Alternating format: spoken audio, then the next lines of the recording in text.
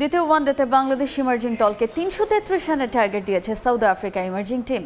এই মুহূর্তে রাজশাহী বিভাগীয় স্টেডিয়ামে আছেন সহকর্মী মওদুদ রানা। সরাসরি যাচ্ছি সেখানে। মওদুদ, ৩ ব্যাটারের বিধ্বংসী ব্যাটে পাহাড় সম রান করেছেন দক্ষিণ আফ্রিকা। ৩৩৩ রানের টার্গেট।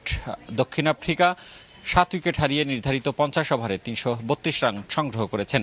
যারা দর্শক রয়েছেন, খেলার মাঠে ছিলেন, তারা বলছেন গতদিন যেরকম ৩০০ রান টপকে বাংলাদেশ জিতেছেন, আজকেও তারা জয়ী হবেন এরকম প্রত্যাশা করেন।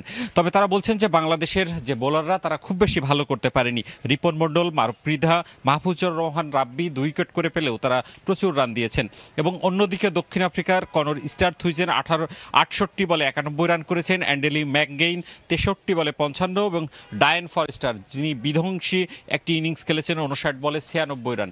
এবং এখানকার যারা দর্শক রয়েছেন তারা বলছেন যে বাংলাদেশের যে প্রথম দিকের যে বোলিং লাইন আপ ৯ ওভার থেকে ১১ ওভার যখন পরপর ২ উইকেট পড়েছে তখন পর্যন্ত তারা আশা করেছিলেন আজকের ম্যাচটিও হয়তো ৩০০ রানের মধ্যেই সীমাবদ্ধ থাকবে।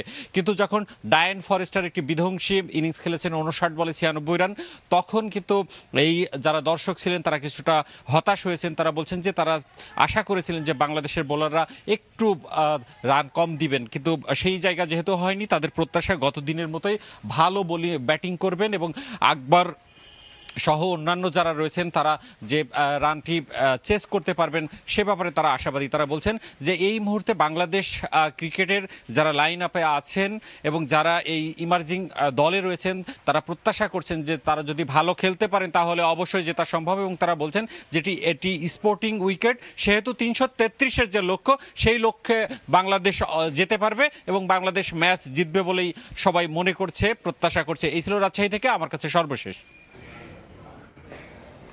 বাংলাদেশ ও সাউথ আফ্রিকার ইমার্জিং টিমের দ্বিতীয় ওয়ানডের সবশেষ খবর জানাতে রাজশাহী থেকে আমাদের সঙ্গে সরাসরি যুক্ত হয়েছিলেন সহকর্মী মওদুদ রানা।